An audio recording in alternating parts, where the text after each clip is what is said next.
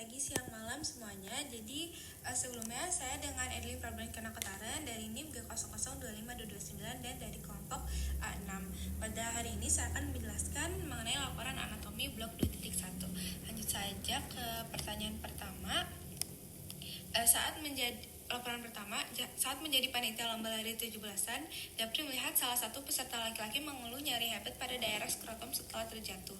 Di sisi lain, ada juga peserta lain yang sudah lama mengeluh benjolan di skrotum yang terasa seperti sengumpulan cacing, dan seorang bapak yang sering bolak-balik ke toilet karena sulit BAK. Yang pertama, saya akan menjelaskan anatomi dari penis, skrotum, dan juga testis. Nah, jadi sebelumnya penis ini merupakan suatu organ berbentuk tubuler yang mana merupakan alat kopulasi dari pria dan homolog dengan glans klitoris pada wanita. Nah, jadi penis terdiri dari dua pars, yaitu pars fixa dan juga pars libera. Pars fixa sendiri terdiri dari bulbus dan crus penis, dan pars libera terdiri dari corpus spongiosum dan corpora cavernosum. Selanjutnya, bulbus penis terletak di tengah dan juga diampit oleh crus penis dextra et sinistra. Kristal akan berlanjut menjadi corpus spongiosum dan glans penis. Nah, crus penis ini terletak di lateral dari bulbus penis dan terdiri dari struktur dextra et sinistra. Pada bagian dorsal dia akan membentuk corpora spongiosa pada penis. Lalu mengenai corpus spongiosum di gambar ini, jadi di bagian dalam glans penis ini akan mengalami pelebaran yang mana disebut sebagai fossa navicularis, dan lalu pada ujung glans penis akan ada lubang yang merupakan muara uretra disebut sebagai ostium urethra externum. Dan di bagian proksimal dari glans penis terdapat batas antara korpus dan glans berbentuk cekungan yang disebut sebagai sulcus corona glandis. Nah, kulit yang menutupi glans penis ini disebut sebagai preputium. Preputium ini nantinya akan dihubungkan dengan glans penis oleh lipatan yang terdapat tepat di bawah muara uretra yang dinamakan sebagai frenulum preputii. Dan terdapat glandula tison di dalam preputium yang mana menghasilkan smegma. Nah, selanjutnya adalah corpora cavernosa. Nah, corpora cavernosa ini merupakan jaringan erektil dan corpus cavernosum penis ini nantinya akan dibungkus oleh jaringan ikat yang disebut sebagai tunica albuginea. Tunica albuginea corpora cavernosa ini terdiri dari dua lapis. Yang pertama letaknya superficial, langsung membungkus kedua corpora cavernosa menjadi satu, dan yang kedua letaknya profunda, membungkus masing-masing corpus cavernosum penis dexter et sinister. Saat ereksi, caverna ini akan berisi dengan darah. Oke, lalu selanjutnya saya akan menjelaskan mengenai skrotum. Jadi, skrotum ini dia merupakan lapisan pembungkus testis yang terdiri dari 9 lapisan. Nah, apa aja lapisan tersebut? Jadi, urutannya yang paling luar adalah kulit, ada fascia dartos dan musculus dartos, ada fascia spermatica externa, ada musculus cremasterica, ada fascia spermatica interna, ada tunica vaginalis lamina parietalis, tunica vaginalis lamina visceralis, tunica albuginea, tunica vasculosa, dan juga substantia testis.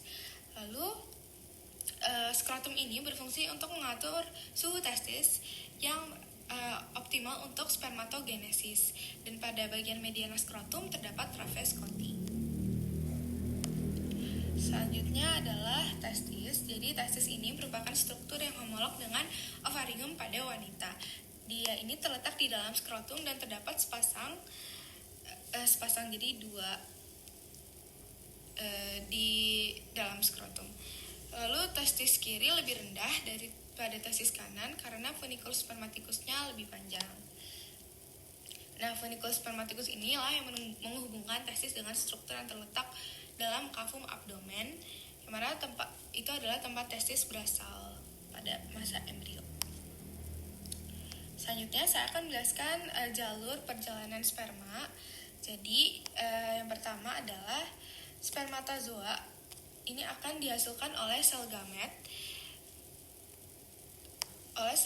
tubulus carotatus seminiferus, lalu tubulus rectus seminiferus, selanjutnya akan ke rete testis, lalu ke ductule efferentes, lalu ke epididymis, lalu ke ductus deferens, lalu ke ampula, ductus deferens lalu ke ductus ejaculatorius, yang mana nanti dia akan bersatu dengan jaluran vesika VS, lalu akan ke ostium ductus ejaculatorius, lalu ke uretra pars prostatica, uretra pars membranica, membranacea, lalu ke uretra prospongiosa. Oke, selanjutnya ada klinis. Yang pertama di bagian sini, ini adalah torsion. Jadi normalnya aliran darah itu ke testis lancar, namun di klinis ini ada tali sperma atau spermatic cord yang mana akan ketarik dan terpuntir, jadi darah nggak bisa masuk. Jadi untuk klinis pentingnya itu seperti nyeri mendadak, bisa sangat sakit, lalu biasanya hanya di satu sisi, testis bisa naik, lalu ini merupakan salah satu klinis yang darurat. Nah, untuk ini adalah pembesaran prostat.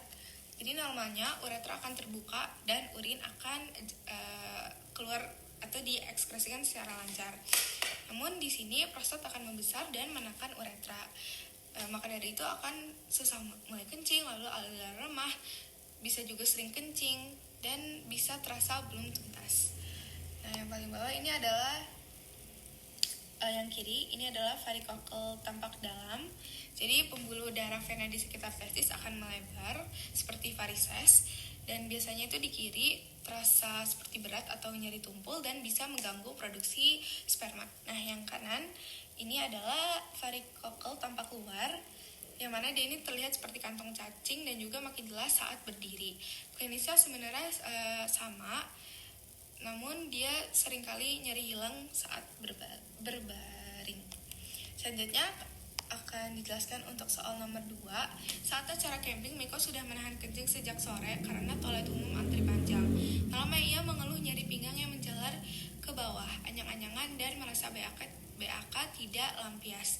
Keesokan paginya, temannya panik karena Miko bolak-balik ke toilet sambil memegangi pinggang seperti sedang audisi sinetron. Pertama, jelaskan pembagian organ sistema uropoietika dan fungsi umum masing-masing organ. Jadi yang pertama, ini ada ren, ini ada ren sinister, ini ren dexter. Jadi ren sendiri berfungsi untuk, yang pertama ada ekskresi. Jadi ekskresi di ren itu untuk menyaring darah dengan membuang sisa metabolit, zat kimia asing, dan juga zat-zat yang tidak diperlukan oleh tubuh. Lalu dia juga berfungsi sebagai filtrasi, jadi untuk menyaring darah dan memulai proses pembuatan urin, dan ada juga fungsinya untuk regulasi sebagai pengaturan keseimbangan pH, volume, dan juga komposisi cairan tubuh. Dan yang terakhir dia berfungsi sebagai sekresi atau mensekresikan hormon-hormon. Nah, selanjutnya ada ureter. Ini merupakan saluran muskular berbentuk pipa yang membentang dari ren ke fasies posterior vesika urinaria. Nah, ureter ini nantinya akan memasuki apertura pelvic superior dan berjalan di anterior dari percabangan arteri iliaca communis lalu ke lateral sepanjang dinding dan dasar pelvis, kemudian memasuki basis vesika urinaria dalam posisi miring atau diagonal. Untuk mencegah reflux urin ke ureter saat vesika urinaria sudah penuh. Dan di dalam penus, ureter disilang oleh ductus deferens pada pria dan juga arteria uterina pada wanita. Selanjutnya ada vesika urinaria. Nah, vesika urinaria ini merupakan suatu kantong muskulus membranosa yang berfungsi untuk menampung urin dan terletak di kafum pelvis saat kondisi kosong dan mengembang ke superior hingga kafum abdomen saat penuh. Nah, dia ini akan berbentuk seperti piramid, memiliki apex untuk bagian anterior, basis untuk posterior, dan satu fasies superior, dua fasies inferolateral. Jadi vesika urinaria ini memiliki posisi yang lebih tinggi pada anak-anak saat lahir. Karena pada anak-anak saat lahir, vesika urinaria hampir seluruhnya berada di cavitas abdominalis uretra, dimulai kira-kira di batas atas simfisis pubica. Dengan bertambahnya usia, vesika urinaria ini akan turun sampai setelah pubertas ketika vesika urinaria dalam posisi dewasa. Nah, selanjutnya adalah uretra. Uretra ini adalah saluran berawal dari basis vesika urinaria hingga ostium uretra externum. Jadi ada perbedaan nih dari uretra maskulina dan juga uretra feminina. Jadi untuk uretra maskulina dia ini lebih panjang antara 18 sampai 20 cm dengan sedangkan untuk feminina dia ini lebih pendek dengan 4 cm. Uretra maskulina nantinya akan dilalui oleh urin dan cairan segmen yang mana cairan segmen. Namun uretra feminina dia hanya dilalui oleh urin.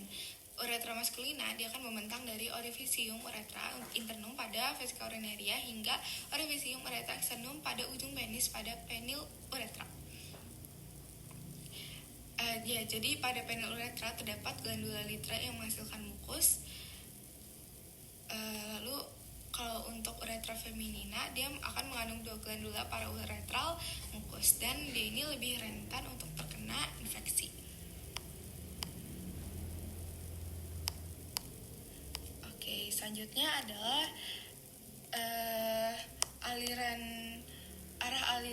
aliran urin. Jadi ini ada di bagian dalam nefron dalam ginjal. Jadi yang pertama itu adalah akan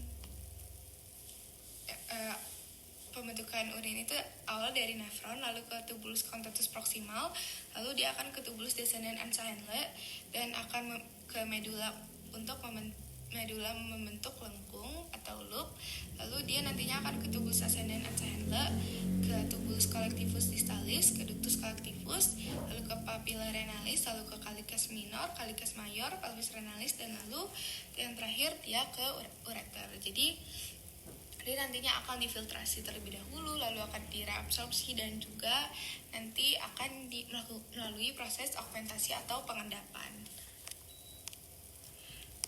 Selanjutnya soal nomor 3. Jadi di ruang bersalin seorang ibu sedang dalam proses persalinan. Bidan menilai penurunan kepala janin dengan bidang Hodge dan memperhatikan bentuk pelvis, lalu mempertimbangkan tindakan episiotomi agar obekan perineum tidak meluas. Yang pertama adalah jaskan dasar pelvis dan perineum termasuk diafragma pelvis, membrana perine, stadium perine profundum, stadium perine profundum serta pembagian regio urogenital dan regio analis. Yang pertama ini untuk dasar pelvis dia ini tersusun dari sacrum, os cocci dan juga os coccygeus. Nah, yang di tengah-tengah ini dia ini disebut sebagai linea terminalis. Selanjutnya untuk os cocci sendiri, dia ini ada sias, ada crista iliaca, lalu dia ini ada sips, ada CI, ada CP, ini sebagai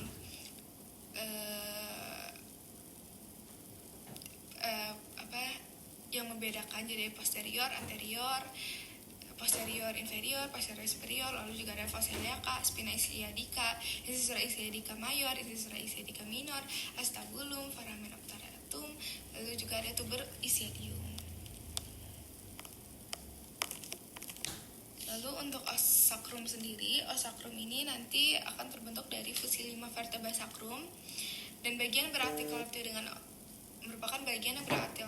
osilium dengan articulatio sacroiliaca. Ada bangunan pentingnya yaitu canalis sacralis, foramina sacralia anterior, ada foramina sacralia posteriora dan promontorium, juga linea transversa.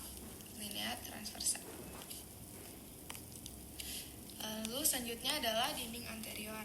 Nah, dinding anterior ini dibentuk oleh fascias posterior corpus ossis pubis dan juga symphysis ossis pubis. Lalu untuk dinding lateralnya dia ini dibentuk atau ada canalis obturatorius, foramen ischiadica mayor yang mana ada dibagi oleh musculus menjadi supraviriformis dan infraviriformis. Lalu ada foramen ischiadica minor. Selanjutnya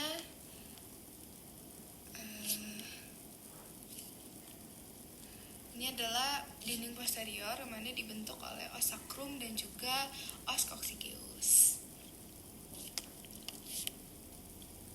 Jadi untuk diafragma pelvis ini dia ini dibentuk dari 3 lapisan, yaitu diafragma pelvis atau musculi, membrana perine dengan jaringan ikat, lalu ada spatium perine atau spartium parafinae profundum. Selanjutnya ini diafragma pelvis. Dia dibentuk oleh yang pertama adalah musculus levator ani yang mana akan berorigo dengan arcus tendineus yang mana merupakan penebalan dari fascia pelvis. Lalu dia akan berinsersio dibagi menjadi 3 serabut. Yang pertama adalah serabut anterior yang berisi musculus puborectalis yang berinsersi pada corpus anococcygeus. Lalu ada serabut intermedia yang berisi dengan musculus pubococcygeus yang berinsersi juga pada corpus anococcygeus. Lalu ada juga serabut posterior yang berisi musculus ileococcygeus yang mana berinsersi pada corpus anococcygeus dan juga os coccygeus. Jadi musculus levator ani ini berfungsi untuk menyokong dan juga mempertahankan viscera pelvis pada tempatnya untuk mencegah peningkatan tekanan dalam pelvis selama mengedan atau mendorong otot-otot abdomen. Lalu ada juga musculus coccygeus. Nah, dia ini berorigo pada spina ischiadica, berinsersio kepada os sacrum dan juga os coccygeus. Lalu dia berinervasi kepada cabang-cabang sacralis 3-4. Lalu dia ini berfungsi sebagai menopang diafragma pelvis. Ini diafragma pelvis dilihat dari bawah. Lalu ada membrana perineae dan spartium perineae profundum. Membrana perineae sendiri merupakan fascia tebal berbentuk segitiga yang melekat pada kerangka tulang arcus pubicus. Terletak horizontal ke arah anterior, terdapat celah kecil di antara membrana dan ligamentum pubicum inferius. Jadi di atasnya ini berhubungan dengan ruangan tipis yang mana disebut sebagai spartium perineae profundum. Nah, spartium perineae profundum ini berbeda antara wanita dan juga pria. Jadi ada 2 muskulus pada pria dan 4 muskulus pada wanita. Jadi untuk pria ada musculus sphincter urethra externum, musculus transversus perineae profundus. Itu untuk pria, dan untuk wanita dia juga ada musculus sphincter urethra externum, ada musculus transversus perineae profundus, namun dia ada ketambahan 2 yaitu musculus compressor urethra dan juga musculus sphincter uretrovaginalis. Selanjutnya ini ada fascia pelvis parietalis. Jadi letaknya ini di lateral dan medial. Dia ini ada fascia obturatoria yang mana merefleksi menjadi fascia lunata yang membatasi suatu daerah yang disebut sebagai canalis pudendalis alcox yang akan ditembus oleh arteria vena pudenda interna dan nervus pudendus. Nah, juga ada fascia pelvis parietalis media yang mana membatasi fossa ischiorectalis dan akan menjadi fascia diafragma pelvis superior et inferior. Lalu juga ada fascia pelvis visceralis yang mana menempel pada viscera pelvis. Lalu juga dia akan ngelapisin vesica urinaria dan gland prostat. Dan ini merupakan selapis tectus connectivus. Lalu yang kanan lalu selanjutnya ada fossa ischiorectalis atau fossa ischioanalis. Fisioanalis yang mana terletak pada antara regio analis dan juga diafragma pelvis. Fossa ini berisi ischiorectalis pad of fat atau corpus adiposum, AV pudenda interna, nervus pudendus, AVN rectalis inferior.